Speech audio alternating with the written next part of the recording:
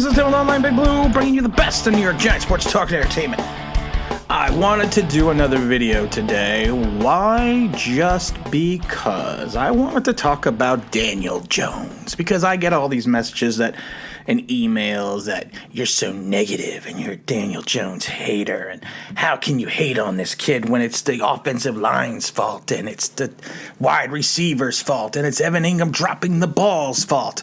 It's you know what? I am not a Daniel Jones hater, but I'm also not going to sit here and tell you I'm a Daniel Jones apologist. I would not say I was an Eli Manning lover, but again, I was not an Eli Manning apologist or an Eli Manning hater. I looked at things from an outside perspective. And if you actually take the time, watch Daniel Jones, watch the footage, watch some replays, you will see things in his game that you saw him do going back to Duke. And some of those things are alarming. And I've said it before, I do not blame Daniel Jones for being taken 6th overall. I had him graded as a second-round talent. But you know what? Sometimes, like I've said it a million times, you think a guy's your quarterback, you go out and get him. But to think that this quarterback has no warts and everything is just fine and dandy, you are not looking at the totality of Daniel Jones. And that's what I wanted to talk about, because Daniel Jones reminds me a lot of Rick Mirer. Now, a lot of people are going to be like, who the hell's Rick Mirer? Now, Rick Mirer, of course, he was a quarterback for Notre Dame. He was going to be the next great NFL quarterback. He was going to be the next Joe Montana. He came out in 93, taken 2nd overall by the Seahawks. Had a good rookie season. Now, before you look at the stats and say, how can you say you had a better rookie season than Daniel Jones? Okay, 93 to 2020 are two different eras in football, and the way you could play defense in 93 is a hell of a lot different than what you can do now to a wide receiver. You blow on a wide receiver the wrong way, it's automatically a penalty. You accidentally bump the wide receiver, it's accidentally a penalty. In 93, you could mug the guy, go to his house, kick his dog, scratch his car, and come back to the field, and it still would not be a penalty. Two different errors, so don't sit there and go to me, well, statistically, Daniel Jones. No, start using your mind and look outside of how they play in 2020 and how they played in 1993. So he had what they would consider a good season for a rookie in 93. He had 12 touchdowns, 17 interceptions. He started all 16 games for the Seahawks. The future looked bright in Seattle.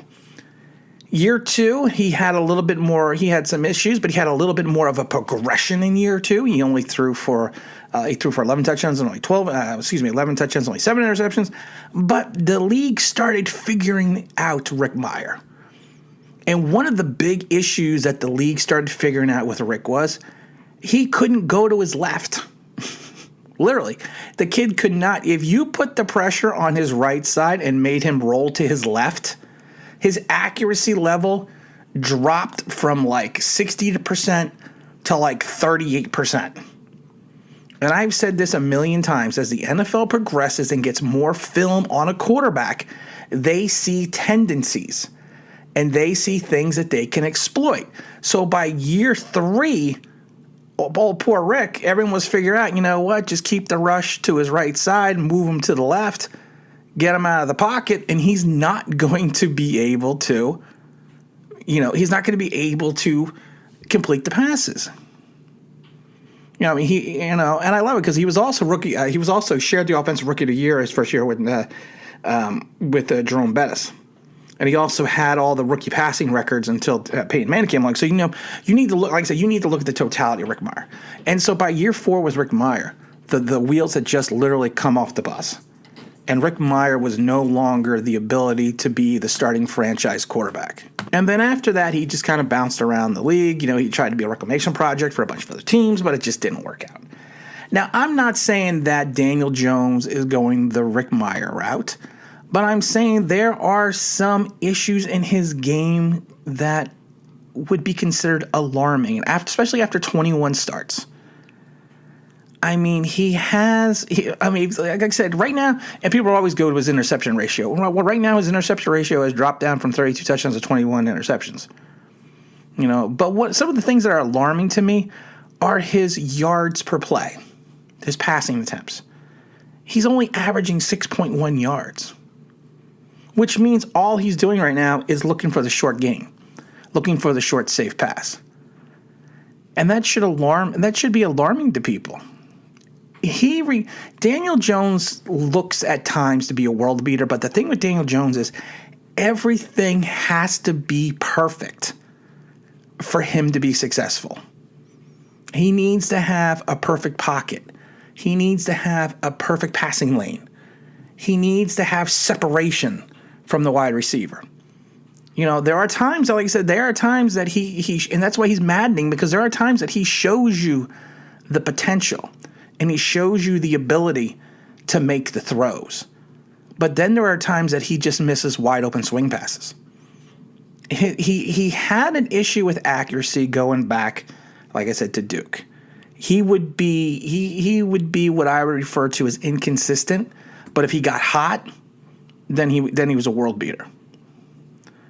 And the problem is right now is the league, and I've said this going back about 3 weeks ago, the league has figured out that if you put the rush directly in Daniel Jones's face, and I mean right over the center, and limit his ability to have the vision down the field, and limit his ability to move forward in the pocket to potentially run, he is not going to survive.